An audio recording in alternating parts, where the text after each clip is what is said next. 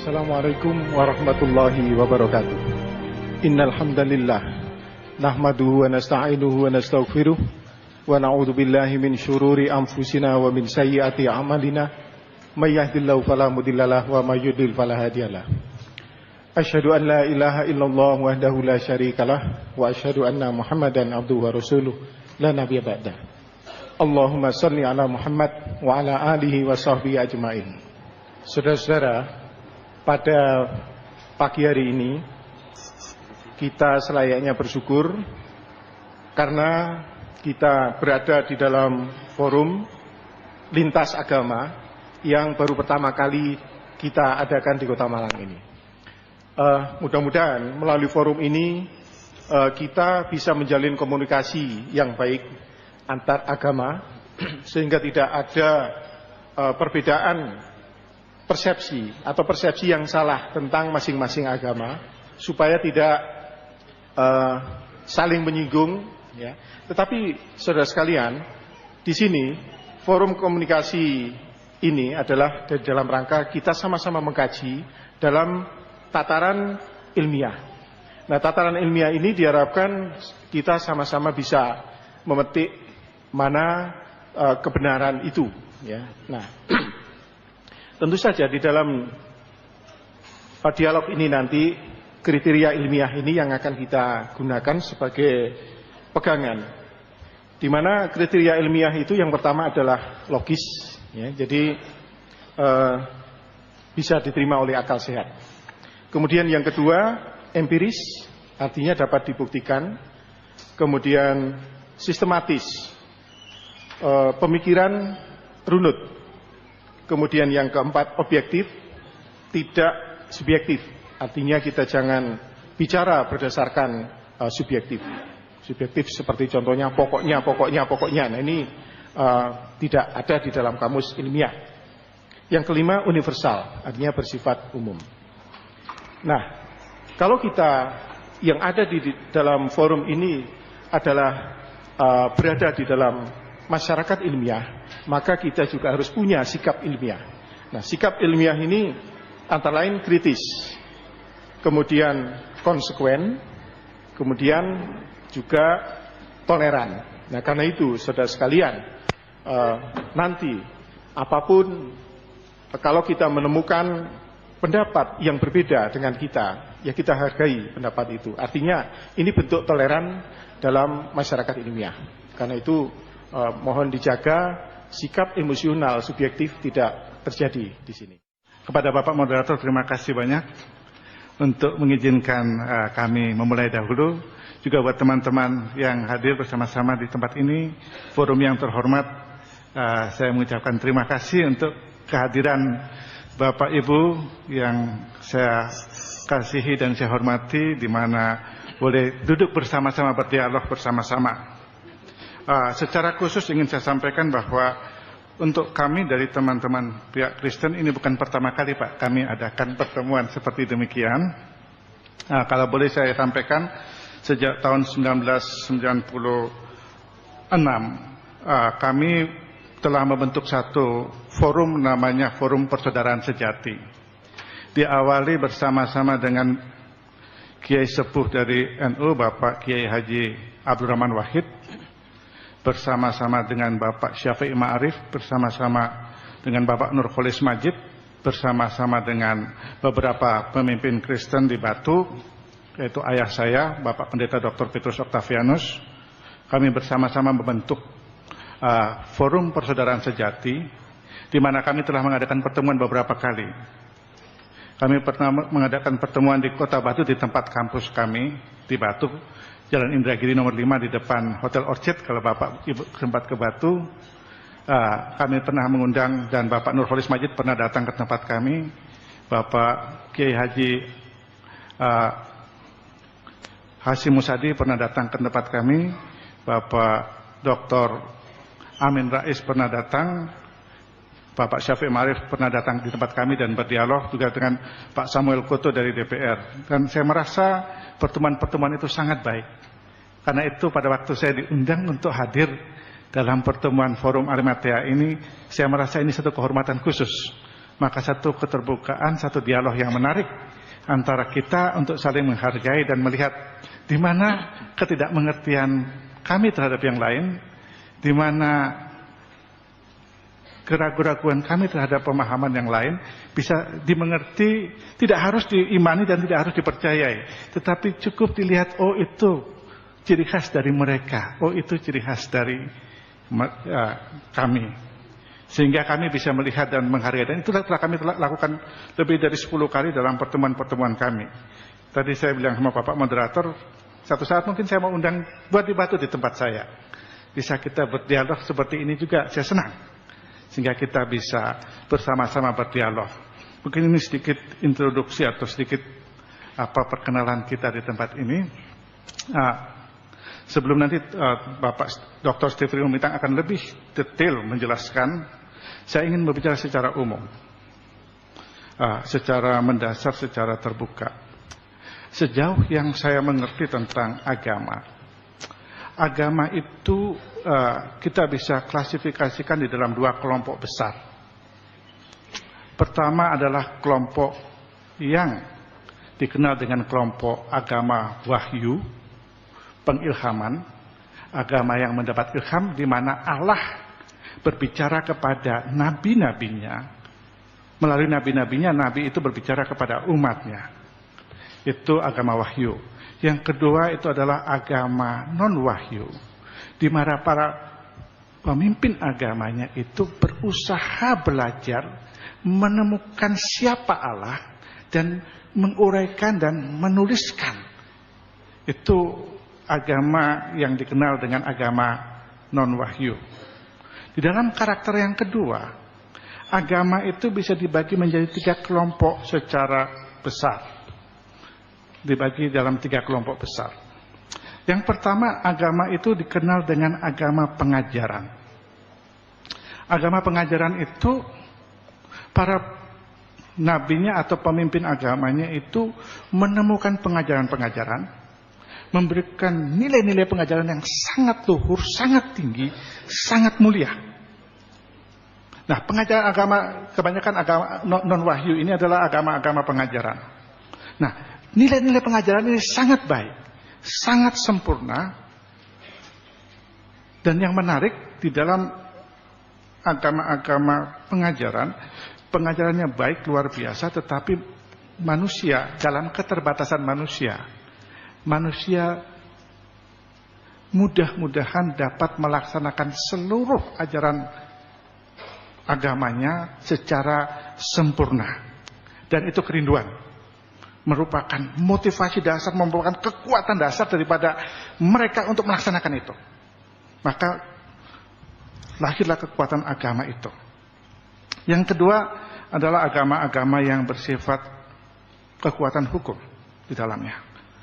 Nah, agama-agama hukum juga hukumnya sangat sempurna. Sempurna. Membuat manusia menjadi baik. Amat sangat baik. Agama hukum.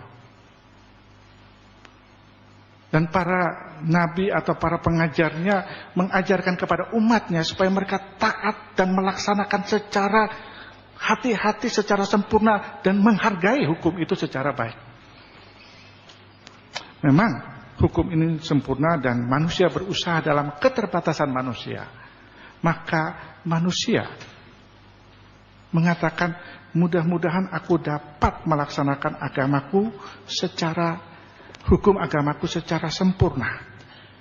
Sebagian agama Kristen juga memahami demikian. Sejauh yang saya tahu, saya minta maaf karena saya tidak ahli dalam Islamologi, tapi sejauh yang saya tahu agama Islam juga kuat dalam hukum. Agama Hindu, agama Buddha kuat dalam pengajaran.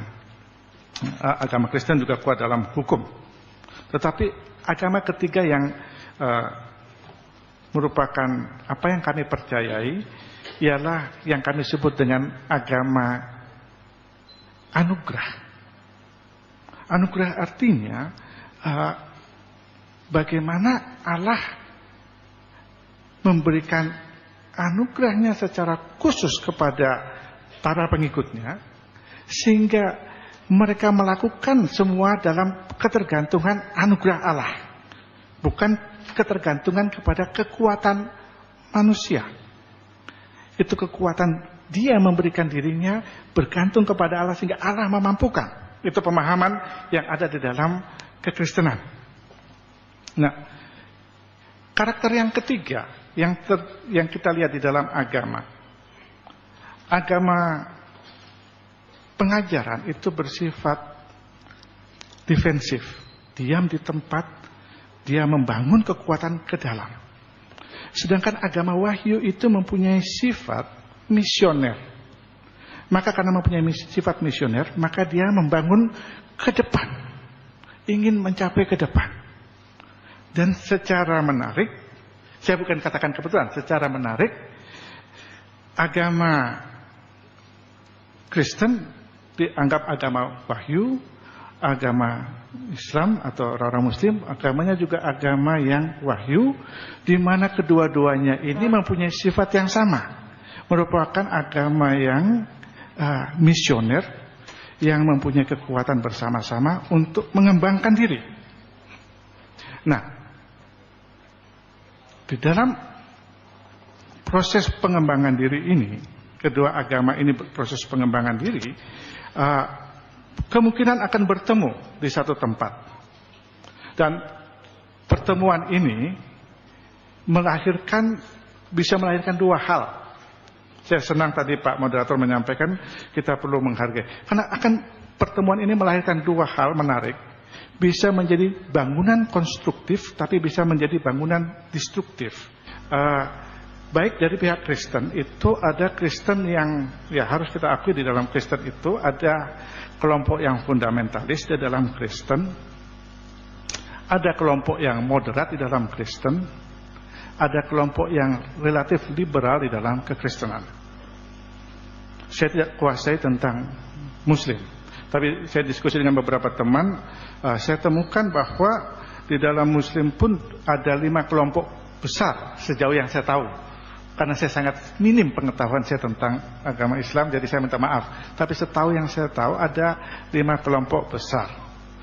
Nah, di dalam kekristenan karena sifat agama Kristen itu misioner dan berkembang, maka kadang-kadang terjadi penafsiran dan terjadi semacam cross di antara mereka atau tabrakan. Kalau boleh saya pakai istilah itu agak sedikit terlalu keras mungkin, tetapi terjadi pertemuan seperti demikian.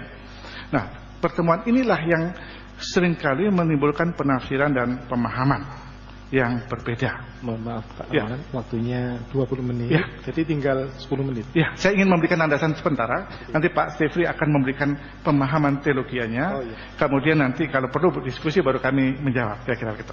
Saya ingin membahas wawasan menyeluruh supaya kita bertemu dalam pandangan ini. Nah, kemudian kami sebagai kelompok Kristen, tentu karena bersifat misioner, maka kami ingin menyampaikan apa yang Allah nyatakan, bukakan kepada kami, kemudian dinyatakan untuk orang sekitar kami. Itulah sifat yang ada pada diri kami. Dan landasan kami tidak lepas daripada sejarah bangsa Israel. Bangsa Israel yang kami melandasi kami dari kitab Perjanjian Lama yang boleh dikatakan 90% atau 100% sama dengan kitab-kitab yang ada pada pemegang agama Yahudi. Jadi kami melandasi iman kami kepada pernyataan Allah kepada orang-orang Israel, kepada Abraham dan seterusnya. Dan itulah pemahaman kami. Pemahaman kami tentang Allah yaitu Allah yang membukakan diri, yang menyatakan sebagai Yahweh, atau di dalam pengertian yang saya bisa mengerti adalah aku yang adalah aku yang membukakan diri kepada umat manusia dan memperkenalkan diri kepada umat manusia, dan umat manusia inilah yang diminta untuk menyembah dan beribadah kepada Allah. Maka bangsa Israel menerima ini dan mereka memelihara di dalam lingkungan kehidupan bangsa Israel sampai dengan 2000 tahun yang lalu. Allah yang disembah oleh bangsa Israel, Yahweh ini, kemudian menyatakan diri kembali ke dalam diri yang kami sebut adalah Yesus Kristus yang diurapi. Dialah yang kami terima sebagai Tuhan, sebagai Allah, sebagai anak Allah. Nah, dia datang ke tengah-tengah dunia untuk menyatakan apa yang ada dalam hati Allah, kasih Allah kepada dunia yang berdosa, kasih Allah kepada dunia. Maka dia memberikan hidupnya bagi dunia untuk menebus dosa manusia. Itu pemahaman teologi kami. Dan yang ketiga, setelah dia mati dan dia dibangkitkan dan kembali ke dalam pangkuan Bapa atau kerajaan Allah, maka dia mengirim seorang utusan yang kami juga terima sebagai Allah, namanya Roh Kudus. Dialah yang menjadi pembimbing, pembela, penolong, penghibur bagi umat yang percaya kepada dia. Nah, ini sedikit landasan yang paling dasar.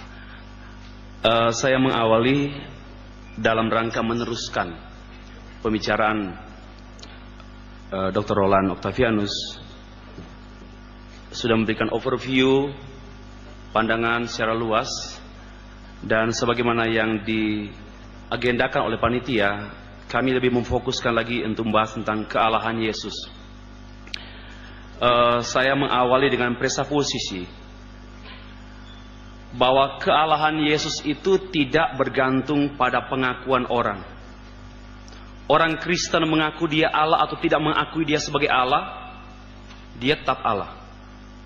Ini yang presuposisi yang mendasar. Sekali lagi, kealahan Yesus itu bukan karena ada pengakuan manusia. Maka kalau toh dia tidak diakui sebagai Allah, bukan berarti dia bukan Allah. Dalam arah itu, saya ingin mempertajam mengenai presuposisi ini, bahwa kalau tidak ada misteri dalam kaitannya dengan Allah, maka dia bukan Allah. Kalau ada keyakinan kita kepada oknum atau kepada yang namanya Allah, namun dalam keyakinan itu kita tidak menjumpai misteri, dia bukan Allah. Kenapa? Dia sama kita, yang dapat dimasteri, yang dapat dikuasai. Ya.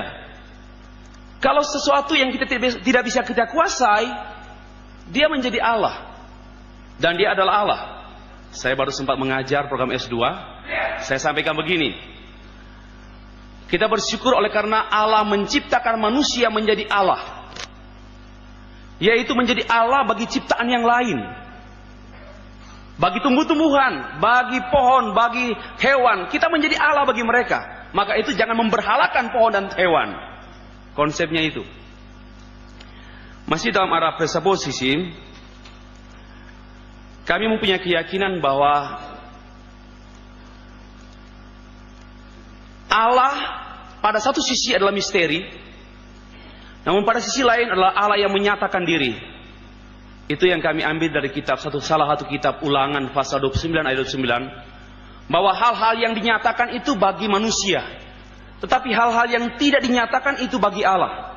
Jadi wilayah kerja kita, wilayah studi kita, wilayah dialog kita hanya berkenaan dengan sejauh Allah menyatakan diri. Kalau Allah hanya sejauh Alkitab, saya tidak akan jadi orang Kristen. Sekali lagi, kalau Allah hanya sejauh Alkitab, saya tidak akan mau jadi orang Kristen. Karena Alkitab dapat dikuasai oleh manusia, berarti Allah bisa dikuasai oleh manusia. Sorry, saya bukan emosi, tetapi ini karakter saya. Orang Manado. Saya biasa main sinetron di pohon-pohon. Nah. Jadi seperti itu. Maka sekali lagi wilayah kita itu pada wilayah yang dinyatakan. Yang dinyatakan. Implikasinya tidak ada bukti yang memadai. Ini tidak ada bukti yang memadai untuk menjelaskan kealahan Yesus. Dan saya pun menjadi percaya kepada pribadi Yesus bukan karena ada bukti. Karena kekristenan tidak bergantung pada bukti. Sekalipun dalam forum ilmiah ini memang telah diletakkan dasar bagaimana kita memaparkan konsep pemahaman kita yang sifatnya logik dan bersifat juga eksperimen, yang dapat dialami, dibuktikan, empiris. Namun sekali lagi, saya pikir juga saudara-saudara saya agama Islam tidak mungkin menguasai Allahnya sejauh pikirannya. Sekalipun Al-Quran, hadis dan kitab-kitab lain itu teman-teman Bapak Ibu kuasai, tapi bukan berarti sudah mampu menguasai Allah. Oleh karena itu pada waktu kita membicarakan tentang Allah dengan rasa hormat kepada Allah kita. Mengapa? Yang limited ini membahas yang unlimited. It's impossible. Tidak mungkin. Nah, saya lompat lagi. Oleh karena itu sekali lagi, tidak ada bukti yang memadai kalau mungkin pada forum ini Bapak Ibu menuntut bukti-bukti kealahan Yesus. Namun sekali lagi, sejauh yang Allah nyatakan, presuposisi yang kedua menegaskan mengenai kedaulatan Allah, bahwa Allah itu mandiri. Allah itu tidak dapat dijinakkan, apalagi dirayu. Allah itu tidak dapat dipengaruhi dan dijinakkan oleh muka yang memelas.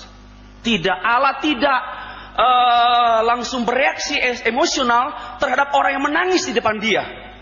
Please have mercy on me. Minta belas kasihan. Allah tidak akan dipengaruhi karena dia Allah. Tapi karena dia mempengaruhi kita, maka kita minta belas kasihan. Jadi kausa prima utama itu Allah. Itu presuposisi. Namun dalam rangka ini Allah mendisclose himself, menyatakan dirinya, membatasi dirinya dalam dua revelation. Yang pertama general revelation, yang kedua special revelation. General revelation itu Allah menyatakan dirinya dan dia dapat dikenal melalui semua ciptaan yang lain. Yang kedua, Allah menyatakan dirinya dalam special revelation hanya dalam satu pribadi yang kami yakini dan kami tahu dari Alkitab, yaitu pribadi Yesus Kristus. Itu namanya special revelation. Tetapi special revelation ini tidak bisa dimengerti without general revelation. Karena special revelation ini diwadahkan, diakomodir dalam general revelation. Mengapa pribadi kedua menjadi manusia? Kok Allah jadi manusia? Bagi saya hal yang saya sulit pikirkan, manusia jadi Allah. Itu yang saya tidak bisa terima dengan akal. Tetapi yang logis, Allah yang jadi manusia, itu logis. Allah jadi manusia, itu mengungkapkan kealahannya. Dan tidak ada manusia yang jadi Allah kecuali dukun. Hukum atonement. Mengapa harus mati disalib? Karena dia sudah membatasi diri, maka dia membatasi dalam lingkup sejarah manusia supaya touchable, ya, supaya dapat terjamah, understandable, dapat dimengerti. Karena maksud daripada Allah menyatakan diri supaya Allah dapat dikenal. Dan dia masuk dalam seluruh aspek hidup manusia, termasuk berkenaan pada waktu itu Allah menyatakan diri dalam konteks Timur Tengah, bukan dalam konteks Songgokerto.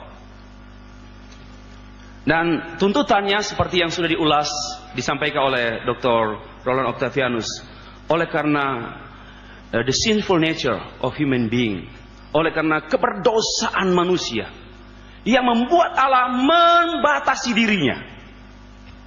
Kalau Allah tidak membatasi diri, kita tidak bisa mengenal dia.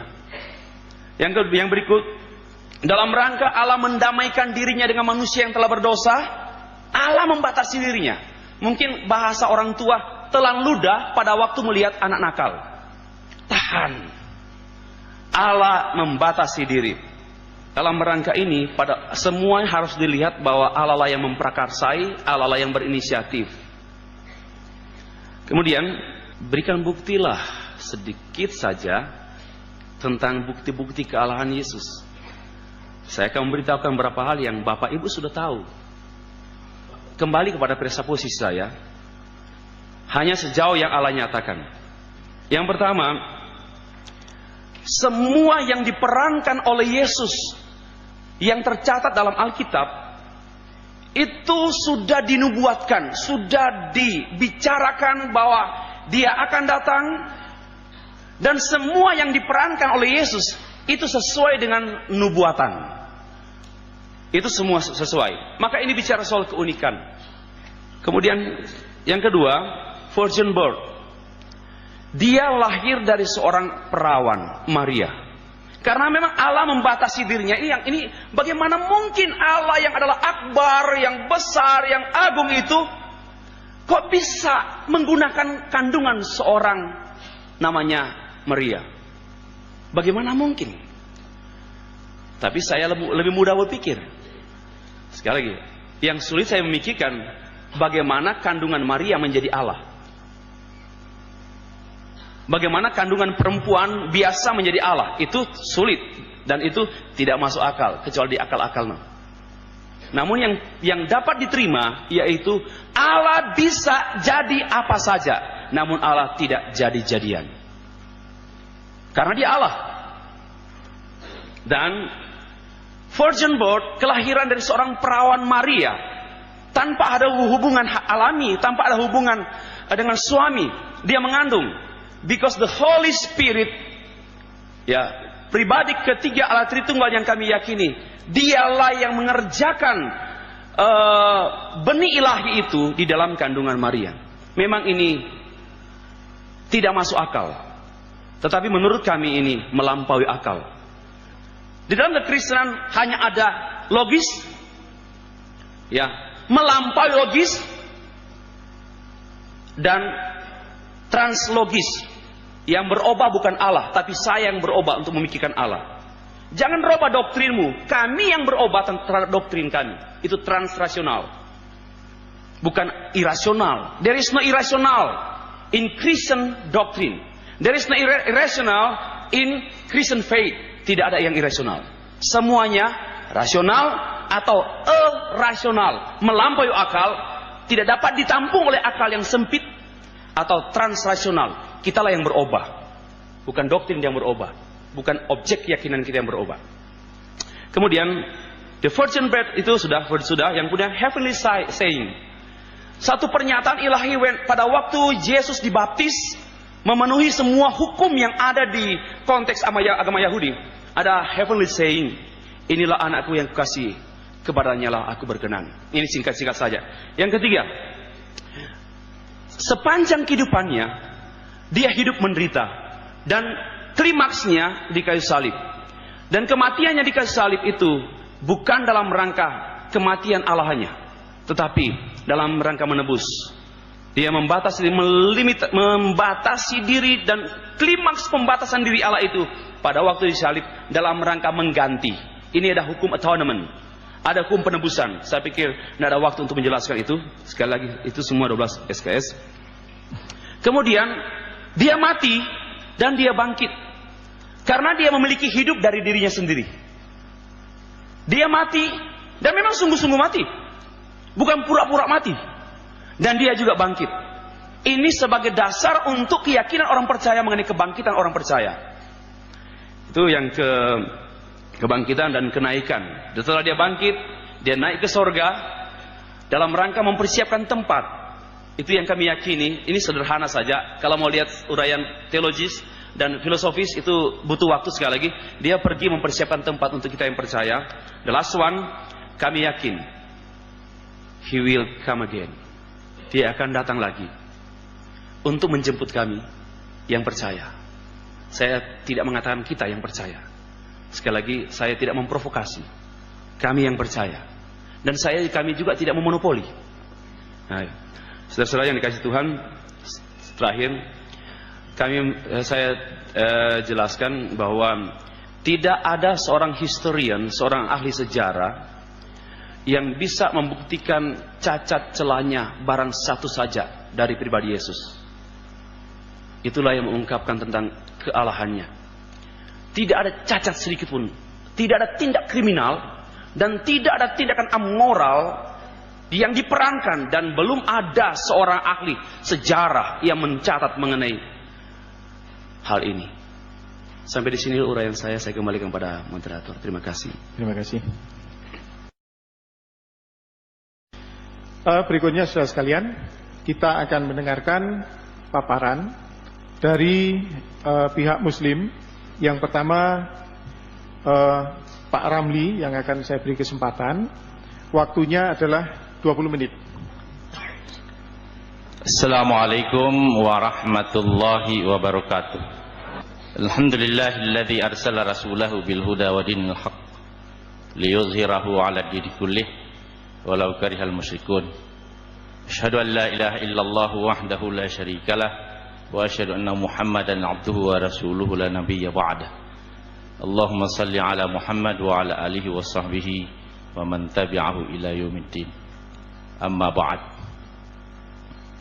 Bapak-bapak para pendeta yang kami hormati, para alim ulama yang hadir, khususnya guru kami yang tercinta, yang alhamdulillah dipanjangkan umurnya oleh Allah, Bapak Abdullah Wasi'an. Allah Subhanahu wa taala itu menawarkan satu amanah kepada manusia dalam surat Al-Ahzab ayat 72. Kemudian amanah itu diterima oleh manusia setelah amanah itu ditolak oleh langit, bumi dan gunung-gunung. Amanah apa itu? Saya lebih cenderung mengatakan itu al-hurriyah, freedom of choice. Amanah itu ditanggung oleh manusia. Tapi dengan amanah kebebasan itu, manusia jadi berbahaya. Kenapa? Karena di samping amanah kebebasan, manusia membawa penyakit, yaitu benar-benar zolim dan benar-benar bodoh. Inna aradnal amanata 'alas samawati wal ardi wal jibal fa baina ayyahmilnaha wa ashfaqna minha wa hamalahal insan innahu kana zaluman jahula. Maka bersatunya kebebasan, kezaliman dan kebodohan itulah yang ditakutkan oleh malaikat.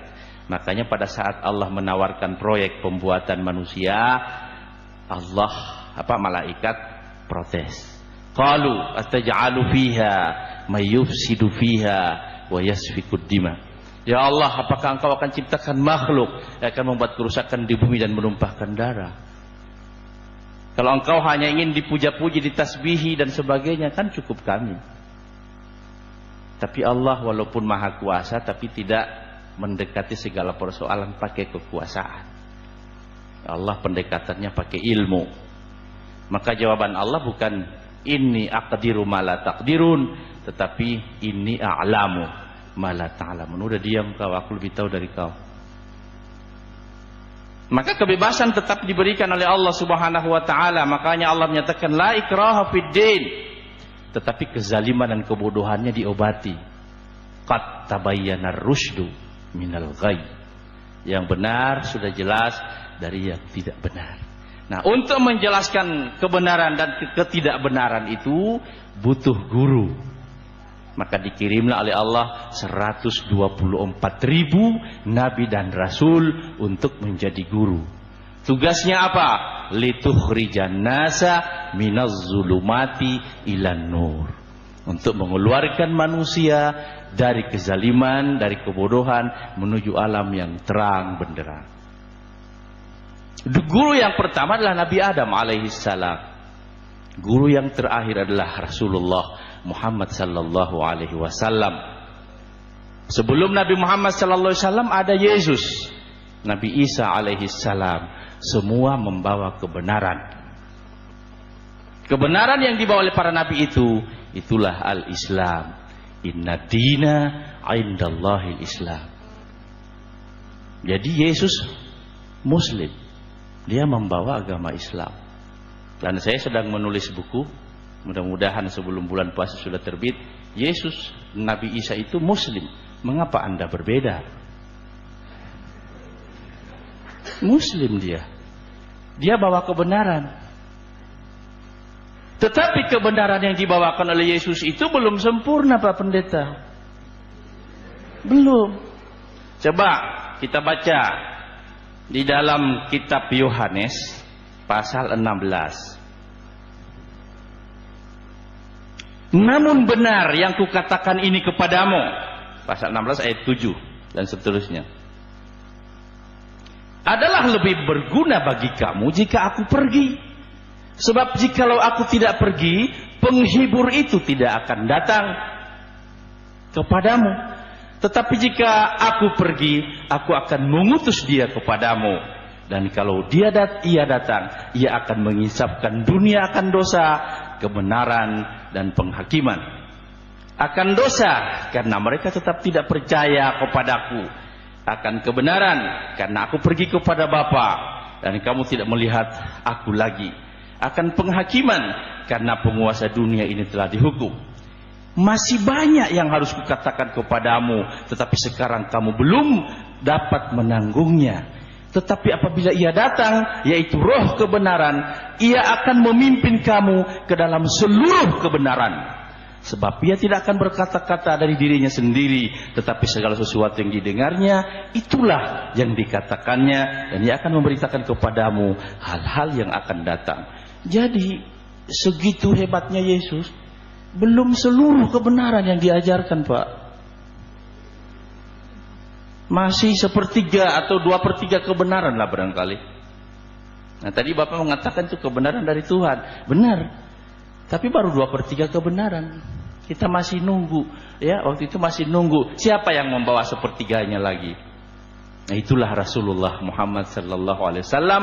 Al-yauma akmaltu lakum dinakum wa atmamtu alaikum ni'mati wa raditu lakumul Islam madina.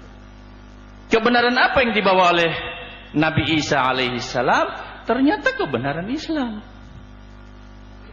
Barangkali Pak Pendeta sudah pernah baca syahadatnya Yesus. Yesus bersyahadat, Pak. Inilah hidup yang kekal itu, yaitu bahwa mereka mengenal Engkau satu-satunya Allah yang benar dan mengenal Yesus Kristus yang telah Engkau utus. Ini kan jelas benar pembagian tugasnya loh, Pak. Asyhadu an la ilaha illallah wa anna Isa Rasulullah. Itu artinya, Pak. Itu syahadat. Malah ada sholat. Ini lengkap saya di sini, tapi waktunya terlalu lama kalau saya uraikan. Ada sholat, ada puasa. Apa kata Yesus tentang puasa? Ya, di dalam kitab Matius itu puasanya masih sama benar dengan kita di dalam Islam. Nilainya sama. Dan apabila kamu berpuasa, janganlah muram mukamu seperti orang munafik. Mereka mengubah air mukanya supaya orang melihat bahwa mereka sedang berpuasa. Aku berkata kepadamu, sesungguhnya mereka sudah mendapat upahnya. Tetapi apabila engkau berpuasa, minyakilah kepalamu dan cucilah mukamu supaya jangan dilihat orang bahwa engkau sedang berpuasa. Nah, jadi puasa itu ibadah rahasia, sama antara Yesus dan Nabi Muhammad sallallahu alaihi wasallam. Nabi Isa bersujud. Pada saat dia di Getsemani, Nabi Isa berdoa. Solat sebenarnya, karena bahasa Inggris itu kan to pray, tetapi diterjemahkan berdoa, dan memang bahasa Arab as-salatu ad-du'a.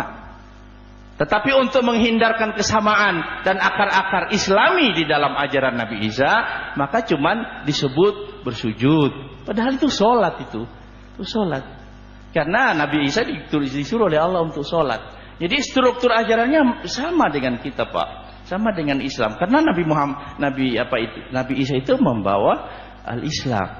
Nah, yang sangat menyedihkan, Pak, Islam yang baru 2/3 yang dibawakan oleh Yesus itu sekarang hancur. Hancur total. Hancur total.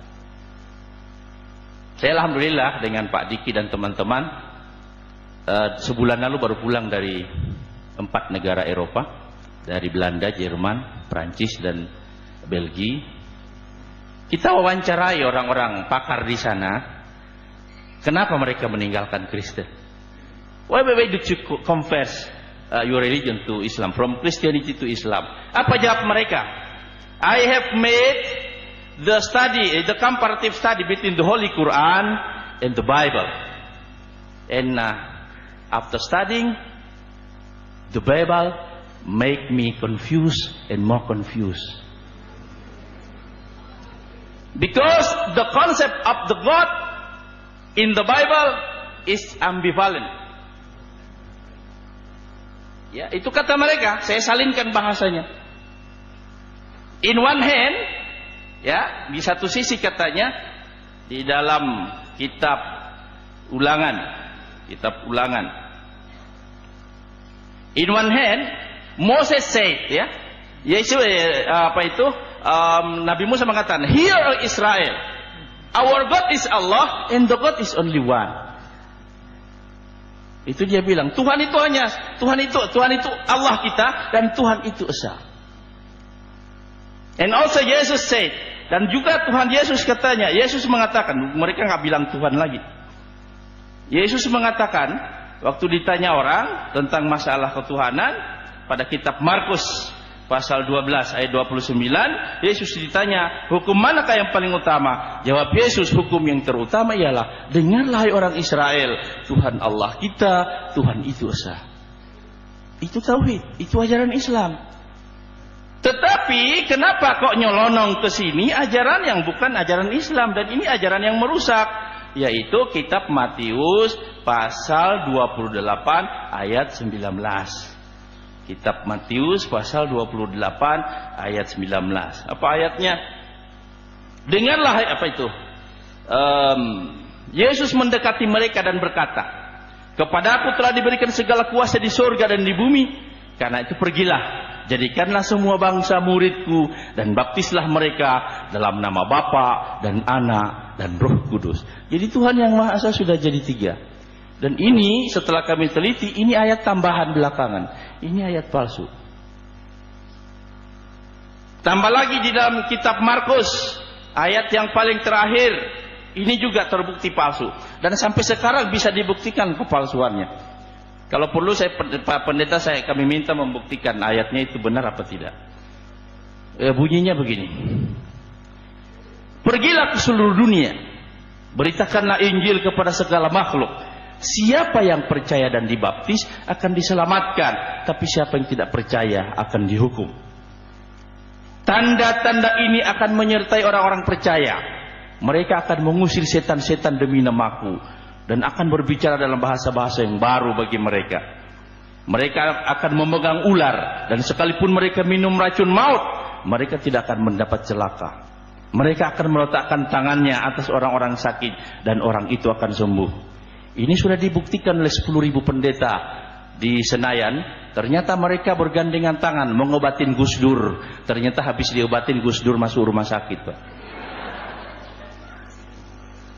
Di mana benarnya ayat ini? Jadi ini ayat palsu. Ayat palsu. Dan ini ayat sering saya uji di masyarakat berhadapan dengan pendeta-pendeta. Dikatakan di sini mereka akan berbicara dalam berbagai bahasa yang baru bagi mereka. Akhirnya saya uji pendeta-pendeta itu. Saya bilang, oke, nahnu natakallam bil Arabi, natahawar bil Arabi, hal anta tastati' an tatakallam bil Arabi? Enggak bisa pendetanya. Oke. You cannot speak Arabic. Okay, let's continue our discussion using English. I will ask you in English and you have to answer my question in English. Enggak bisa juga. Itu pendeta. Itu bahasa apa itu? Ya, jadi nggak bisa. Kemudian pernah juga saya siapin baygon begini. Saya bilang, oke, ini ayatnya Pak Pendeta benar nggak? Iya benar, ini dari Yesus. Oke, bisa dibuktikan. Ya, semua yang dari Yesus bisa dibuktikan. Nah, saya katakan, mereka akan minum racun, dan sekalipun mereka minum racun, mereka tidak akan mendapat celaka. Saya bilang, oke, minum baygon. Takut Pak Pendetanya? Ya barangkali Bapak nggak takut lah barangkali. Ya, nanti bisa dibuktikan. Jadi Islamnya Yesus yang baru 3/4 itu rusak. Dan yang rusak ini sudah menipu miliaran manusia. Miliaran manusia. Dan sekarang mereka baru sadar. Kita di Belanda menemukan 99,99% gerejanya sudah inna lillahi wa inna ilaihi raji'un. Udah ganti masjid. 40 gereja sudah jadi masjid. Saya tanya kepada mereka-mereka itu yang ketemu di jalanan. Saya bilang, now Sunday, why don't you come to the church? Sekarang hari Minggu, kenapa Anda nggak datang ke gereja? Lalu apa dia bilang? I don't need to go to the church because if I meet the preacher, I ask something to the preacher, the answer make me more confused and more confused. The preacher cannot answer my question. So I don't like to go to the church. Saya tanya lagi satu jenis orang lagi. Saya bilang, are you a Christian? Oh no, I am not a Christian. But you believe in God? Oh, I believe in God. But the God is not Jesus. The God is only one. There must be exist someone who is the manager of this universe, but I don't know who is he. Itu kata dia. Jadi dia bukan orang Kristen lagi, tapi masih percaya pada Tuhan. Tanya lagi, ketemu lagi golongan yang ketiga. Are you a Christian? No, I have no religion. Do you believe in God? What is God? Lalu saya tanya, the God has created you. Tuhan telah menciptakan kamu. Wah, dia sambil ketawa dia bilang, that is the business of my father and mother, you know. Pak Ramli, waktunya kurang 5 menit. Iya. Lalu saya bilang, the God can help you in solving your problem. Dia bilang, if I hungry, I can come to restaurant, I can eat in the restaurant, I can ask money from my father, and if I ill, I can come to the doctor. So I don't need the God, because the God is dead. Itu satu jenis. Saya temukan di Brunei, waktu kita di Brunei 20 jam dengan Pak Diki di Brunei, ada orang Irlandia Utara mau ke Australia. Saya ngobrol-ngobrol lagi. Saya tanya, are you a Christian? No, I don't care about the religion. I don't care any religion. But you believe in God? Also, I don't care about the God. Is he 1 or 1 million or 1,000? I don't care. Itu wujudnya orang Eropa Pak sekarang. Jadi akhirnya orang-orang menemukan bahwa agama yang benar harus sesuai dengan akal sehat dan hati nurani yang bersih. Dan ternyata menurut mereka sudah tertipu oleh Bible ini selama ribuan tahun. Selama ribuan tahun. Itu pengakuan mereka dan bisa ditonton di dalam VCD kami dan film yang sedang kami putar, Eropa menuju Islam. Saya kira itu. Assalamualaikum warahmatullahi wabarakatuh. Waalaikumsalam. Ya. Mohon ya. Berikutnya adalah akan disampaikan oleh Bang Egy Sujana. Tadi dari Pak Ramli masih ada sisa waktu 3 menit. Jadi total waktu yang saya sediakan 23 menit. Saya persilakan. Terima kasih. Bismillahirrahmanirrahim. Assalamualaikum warahmatullahi wabarakatuh.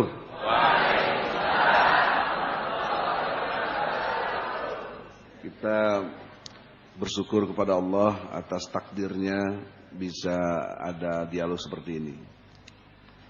Tapi kalau mengingat perjalanan dakwah seperti ini, saya masuk Kota Malang itu sekitar tahun-tahun 84 ya. Juga membahas masalah-masalah seperti ini. Jadi kurang lebih 20 tahun lalu gitu Pak. Tetapi supaya dialog kita ini efektif dan efisien dalam pengertian metodologi dialog ini mesti ada standarnya gitu. Sehingga kita punya parameter apa yang dimaksud dengan kebenaran, apa yang dimaksud dengan kita sekarang lagi berpikir apa tidak, gitu. Apa yang dimaksud nanti sebuah kesombongan. Sehingga dengan logika-logika seperti itu, kita mesti membangun satu metodologi dialog kita ini yang pas dengan pendekatan ilmiah, begitu. Sehingga tidak kita bilang you salah, tapi tidak punya parameter salahnya itu apa. Kita benar, parameter kita benar itu apa. Jadi saya kira kita objektif, sistematis dan toleran. Artinya toleran itu kalau pada tingkat dialog yang objektif dan sistematis bisa dikategorikan kita ini ilmiah, Anda benar, saya ikut Anda, itu toleran namanya. Karena Anda benar. Tapi kalau logika terbaliknya, apa yang saya gambarkan dengan objektif, sistematis, kita pada posisi kategori benar, Anda harus toleran. Anda ikut kita. Setuju, Pak. Setuju? Bertaruh kita ya. Jadi dialog kita nggak sia-sia. Jadi nggak debat kusir nanti kan. Jadi kita punya kategori-kategori yang jelas dan tidak saling memfitnah atau menghujat keyakinan-keyakinan seorang. Sebab kalau sudah Anda yakin, jatuhnya Islam sangat toleran. Lakum dinukum, itu luar biasa ajaran Islam itu. Ya. Oleh karena itu, tapi sebelum proses itu, sebelum sampai proses agamamu, agamaku, karena kita ini formatnya dialog, maka harus ada kesepakatan dialog. Kalau kategorinya kita benar, Anda toleran ikut. Gitu. Kalau Anda nggak bisa ambil sikap itu, nggak gentleman namanya. Ya. Dan Anda tidak terkategori ilmiah. Anda meyakini agama itu ikut-ikutan karena orang tua, karena budaya, tapi tidak karena berpikir. Ya. Padahal kekuatan manusia karena dia berpikir. Nah, satu contoh aja Pak Roland atau Pak Stefri. Supaya kita sama. Karena dalam konteks objektif, sistematis dan toleran itu tadi, problem yang mendasar dalam kategori pembicaraan ilmiah itu ada dua hal yang mendasar. Satu, istilah-istilah. Istilah-istilah itu paling jadi masalah kalau dalam kategori ilmiah, apalagi dunia sosial. Kalau dunia eksaknya rumus-rumus, begitu kurang lebih. Yang keduanya metodologi. Mau pakai metodologi apa? Pendekatan induktif, bagaimana pakai pendekatan statistiknya, kualitatif atau kualitatif, gitu kan? Cuma itu aja sebenarnya, sederhana ilmiah. Ilmiah itu jangan dibayangkan yang ruwet. Ini keliru kita. Kalau ruwet terus seolah-olah ilmiah, itu malah nggak ilmiah. Ilmiah itu mampu menyederhanakan yang ruwet, yang susah, menjadi jelas, menjadi objektif, sistematis dan toleran. Kalau itu kebenaran kita harus ikut begitu. Nah itulah makanya Allah sering katakan afala taqilun, afala tazakkarun, kalau bahasanya gitu. Apa bahasa Jakarta, apa lo nggak mikir, lo mikir nggak gitu loh ya. Ya, kau observasi nggak gitu. Kurang lebih begitu sederhananya. Nah kalau kau nggak mikir ya udah seperti sumum bukmun umyum fahum layar jiun, sama aja nanti. Kamu kasih tahu ilmiah nggak ilmiah, dia nggak mau tahu karena begitu. Apa namanya, binatang ternak gitu, susah dikasih taunya. Ya. Tapi binatang ternak pun kalau digiring masuk kandang masih mau gitu. Ya, itu yang mesti tajam gitu. Memang bahasa Quran begitu, ya, supaya jelas dan objektif. Kalau masa Rasulullah mungkin waktu itu pernah ditantang ya dengan seorang yang preman lah pada waktu itu. Ya Rasulullah, kalau sudah pedang di lehermu ini siapa yang nolongmu? Allah. Nah, terjatuh pedangnya itu. Nah kalau dalam konteks dialog, metodologi, pedangnya itu metodologi gitu loh. Kalau secara metodologi ilmiah, syarat-syarat dialog kita ini pas, objektif bisa kita terima. Kita ini orang-orang kampus banyaknya karena ini adanya di kampus. Maka Anda harus tinggalkan pedangnya, itu harus jatuh Anda. Anda kembalilah ke jalan yang benar, yaitu Islam, gitu. Nah, jadi saya tantang dulu nih, ngapain dialog capek-capek kalau Anda nggak berani? Saya pindah agama, ikutin Anda kalau Anda benar. Tapi kalau saya yang benar, Anda ikut saya. Oke? Boleh saya respons? Atau Boleh. Nggak apa-apa, nggak usah terlalu tergantung waktu. Kita bicara kebenaran. Baik, terima kasih. Saya sangat bangga melihat Bapak Dr. Egy Sujana ini, luar biasa. Hatinya terbuka, cara berpikirnya terbuka, wawasannya sangat luas. Saya bukan memuji karena beliau di sini, tidak. Saya katakan apa adanya. Yang menarik di dalam dialog, saya tidak punya buku banyak Pak. Saya cuma sekitar 300 bukuan berbicara soal dialog Islam Kristen di berbagai dunia, dan saya kunjungi tidak terlalu banyak. Saya baru kunjungi mungkin sekitar 60 negara, tidak terlalu banyak. Iya. Tapi dealnya kalau kita dealnya benar, begini. Gimana ya? Dealnya begini. Nah, kalau kita mau berbicara tentang kebenaran dalam agama, kita harus punya pijakan yang pasti. Jikalau saya mau berbicara tentang keislaman, saya wajib mempercayai bahwa kitab itu benar. Maka saya akan mempercayai seluruh isi kitab itu. Tetapi jikalau saya tidak mempercayai kebenaran kitab itu, nabinya dan semuanya, maka saya tidak punya landasan untuk berdiskusi lebih jauh. Demikian sebaliknya. Jikalau kita mau berbicara tentang kekristenan, maka mau tidak mau kita harus terima ini 100% benar mutlak, tidak boleh diubah. Kalau diubah, maka sama dengan saya tidak mempercayai kitab Bapak, dan apapun dibicarakan tidak bisa. Kenapa Anda tiba-tiba percaya? Ya. Kok langsung awalnya itu startnya percaya? Kenapa Anda tiba-tiba percaya? Begini. Nah, saya ingin jelaskan sedikit. Padahal pada tingkat tertentu, saya nggak percaya kalau nggak lihat mata dan kepala sendiri, misalnya. Saya nggak percaya kalau nggak ada bukti-bukti. Kenapa ketika kita bicara ini tiba-tiba harus disodorkan doktrin, harus percaya? Iman, kali ini kita berbicara agama, berbicara soal iman. Keyakinan pribadi. Satu yang bersifat pribadi, yang tidak bersifat memaksa. Sesuatu yang bersifat amat sangat pribadi, dan keputusan yang bersifat sangat pribadi. Kalau kita berbicara agama, maka keputusan pribadi itu bisa, kalau kita memulai dengan logika, dipercaya baru diimani, maka seringkali di dalam agama banyak hal yang susah diterima secara logika sebelum bisa dipercaya dan diimani. Di dalam ilmu pengetahuan terbalik. Ilmu pengetahuan itu kita mulai dengan logika, kemudian dipercaya dan tidak perlu diimani. Ilmu pengetahuan itu tidak perlu diimani. Cukup dibikin secara logika, kemudian dipercaya, selesai. Agama tidak bisa. Kalau agama kita berangkat dengan logika, kemudian kita percaya dan kita imani, maka ini namanya dialog yang destruktif.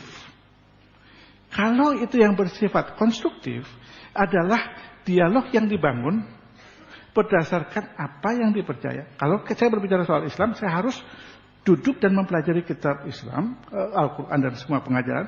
Setelah saya mempercayai, saya belajar tahap demi tahap, maka itu saya akan membangun satu keyakinan yang kokoh.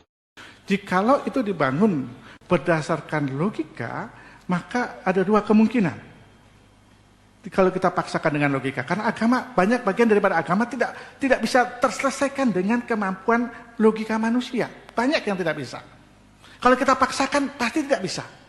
Kalau saya mau, dengan segala keterbatasan dan kebodohan saya coba menjelaskan tentang apa yang saya mengerti tentang Quran. Teman-teman dari Muslim bisa tersinggung dengan saya. Karena keterbatasan yang tidak mengerti saya.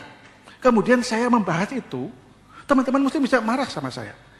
Karena saya membahas Allah yang disembah oleh orang-orang Muslim, kemudian banyak yang tidak masuk dalam logika saya. Kemudian saya pertanyakan, bisa terjadi satu, bukan lagi penghargaan tapi pelecehan. Kalau salah diungkapkan, kalau diungkapkan benar akan menjadi baik. Nah, kalau kita mau berangkat dari titik itu, saya mau percaya, kalau mau berangkat, kitab ini kita singkirkan, kita pakai Al-Quran, kita bicara. Atau sebaliknya, kita singkirkan kitab itu, kita pakai ini, kitab ini, kita bicara, ini mutlak benar. Ini mutlak apa yang diajarkan. Maka kita punya fondasi yang sama.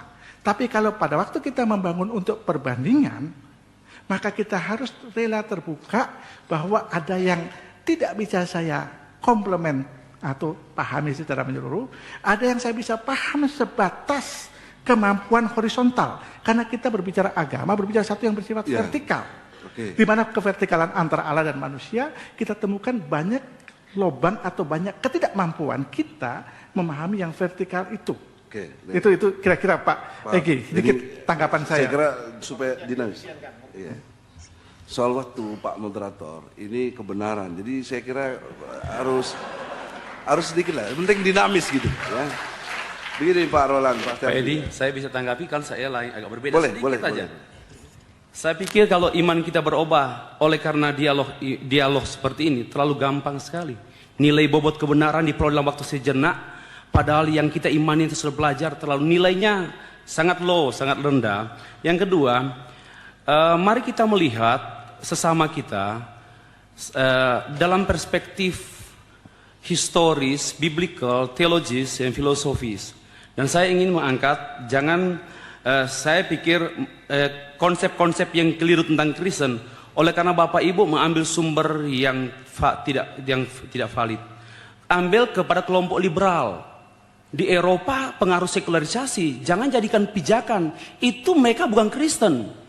Saya lebih setuju, saya akan mengatakan begini juga, ini tidak valid karena Bapak Ibu mengambil kerangka pikir dan isi pikiran itu bertolak dari para teolog liberal yang sesungguhnya bukan Kristen. Mereka hanya menyebut diri Kristen dan bukan Kristen. Itu maka sekali lagi saya minta maaf. Saya pikir kita pertemuan untuk bukan menyatukan persepsi, tapi membuat kita satu dalam hal hidup bersama. Gitu Pak. Oke, jadi kan tadi kategorinya saya buat batasan 3, objektif, sistematis, dan toleran.